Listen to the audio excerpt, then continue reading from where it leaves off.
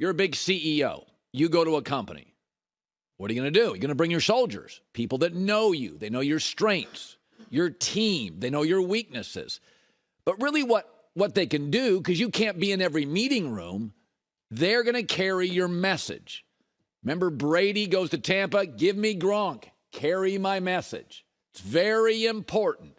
HBO Hard Knocks. Randall Cobb's not in his prime, but man, did Aaron Rodgers want him back with Green Bay, and he really wanted him with the Jets. We don't think he's hyper-productive, but he knows Aaron. He knows what Aaron likes. He knows what Aaron doesn't. Aaron doesn't want to offend his young receivers. He needs somebody to do it for him. Randall, I'll get you employment. I'll get you on my team. You got to deliver the message. A real interesting moment. Veteran receiver telling the kids, don't whine when he doesn't throw it to you. Get your book memorized.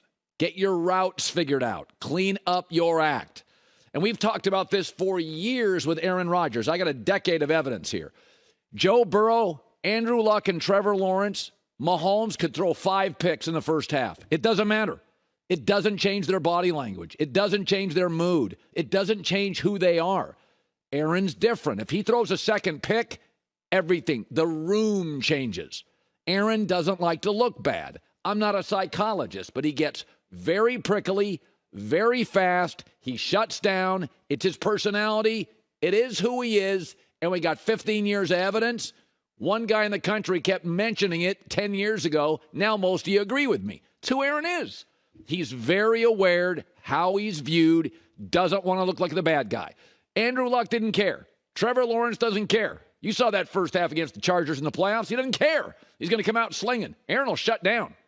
And so here's what HBO has showed me about the Jets. So far, a lot of mistakes by the young receivers. And then last week, a lot of mistakes by the young offensive linemen. There's some beeping red caution lights on this Jets team.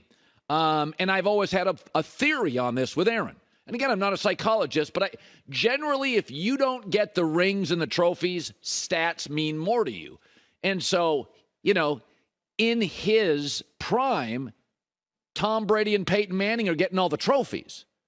And so stats, MVPs, passer rating, Aaron's is second all-time to Mahomes, tend to mean more. It's not a criticism. It's the way it works in all sports. If you don't get the rings and the trophies, then the stats and the MVPs mean more. Tom Brady's had 12 years of double-digit picks.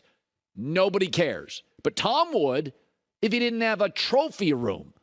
Meanwhile, Aaron's only had 3 years with double-digit picks, much fewer than Tom, more regular season MVPs, also a higher all-time passer rating. That allows Aaron someday to say, hey, if I'd had Belichick with my talent, look what I have been. Gives him a little bit of an out in those rankings and lists. I don't think Aaron obsesses over it, but we got 12, 15 years of evidence here. It matters. He doesn't like to throw picks. Andrew Luck didn't care. Burrow doesn't care. Trevor Lawrence doesn't care. I don't think Herbert cares. It matters for Aaron. And so, and we said this for years, you run the wrong route, he won't throw it to you. I always thought Brady, it mattered a little to Brady, much less so as he started stacking trophies. Tom didn't like to throw it if you didn't know the route, but in the end, he had pick sixes in Super Bowls. Tom got over it fast as he started stacking trophies. All right, here's the other story. I was just talking to somebody a couple of nights ago, a woman, and we were talking about some conspiracy theory on the Maui fires, and she grew up in Maui, and I'm like, oh, my God, it's a tragedy. It's awful, really? And we kind of came to the conclusion there are just conspiracy theories now about everything. It's Looney Tunes. And so it's a small faction of people in the Bay Area, but they believe that Kyle Shanahan has it out for Trey Lance. They seriously believe this. All Kyle Shanahan wants, I can assure you this, is to get a Super Bowl ring like his rival McVay. But so he's answering questions. They get Right now, there's a small faction of people that cover the Niners. What's going on with Trey Lance? Is he the backup? They're really pushing for it. Yeah, we still have preseason games and practices. There's no rush on it. Some kooky San Francisco 49er blogger is absolutely convinced. I'm not going to even say his name. He's absolutely convinced here. They're trying to sabotage Trey Lance. Folks, talent's not hard to spot. When Nick Wright got hired at FS1, I listened to 90 seconds of his radio tape, and I told our bosses, hire that guy. He's really funny. Now he's on a hit show. It's not that hard. Go watch any talent show on television with music. I mean, you literally need about 3 lyrics, and you're like, yeah, that person's really, really good. It's not hard. It's called like watching stuff. It's very easy to see that Brock Purdy, based on what my eyes told me last year, is very good at getting the ball out quickly and accurately. And my eyes also tell me very quickly that Sam Darnold has had the best camp of all their quarterbacks this year. And that Trey Lance, it just doesn't look pretty. And it's just like not getting much better. Doesn't mean he's a bust, but he doesn't fit on this Super Bowl roster. It's no conspiracy theory. It's right in front of you. And find me all the great quarterbacks who popped in year 3. Daniel Jones did not pop. He just got a legitimate coach. Well, Aaron Rodgers, different generation. And secondly, Aaron Rodgers sat behind a legend. If Trey Lance was great, he'd be starting over Brock Purdy and Sam Darnold, okay? You don't pop in year 3. Trevor Lawrence, Burrow, Mahomes. Now, that doesn't mean you can't have a rocky year 1, Josh Allen, Jalen Hurts. But once you get the offensive coach that works, Brian Daboll, in Philadelphia, or Brian Daboll in Buffalo, you see it really, really fast. It just doesn't look very good. Trey doesn't throw a great ball. It's not as twitchy as you think. Doesn't have a lot of snaps. It's really raw. It's not getting considerably better. There's no conspiracy here either. We know San Francisco's a little kooky to begin with, but can we hold off on Kyle Shanahan sabotaging something? He wants to win a Super Bowl. It's the only thing he doesn't have. He's got a great reputation. He's got trips to the Super Bowl. He's got dominance over his rival, Sean McVay. He's got respect from the industry. He's let coaches under his coaching tree have gone on to be successful. Guy's got everything. Dad's a legend.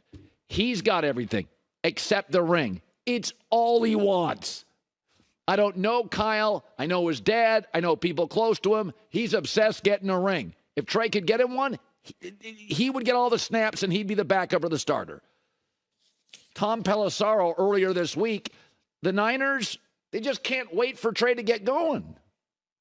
Trey Lance was always a projection going back to when he was coming out of college because he just hadn't started that many games. He ran a pro-style offense, but it was a really run-heavy type of an offense, and in a league where they were physically overmatching everybody that they went up against. I don't know that we really have a full understanding right now of what Trey Lance is going to be, but if you're Kyle Shanahan and you feel like the rest of your roster can win a Super Bowl right now, you frankly don't have a lot of time to be trying to work through some of those basic growing pains. If you gave up the amount of draft capital that the 49ers did to go up and get Trey Lance, right now you are selling at the absolute basement if you move on.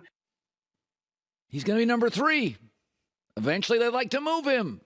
It's no conspiracy theory. I know. You go down those rabbit holes, you go down X, you go all these little threads, and you're absolutely sure everything's a conspiracy theory. Niners want to win Super Bowls. They got everything else. Division titles, money, legacy, wins, been to a Super Bowl. They just want a ring. And whoever gets them the ring, that's who they're loyal to. That's all it is. It's not more clouded than that. Hi, everybody. Thanks for watching. Subscribe here to get the latest from the show. Also, be sure to check out more of the best clips from The Herd or go watch a few segments from other shows on FS1.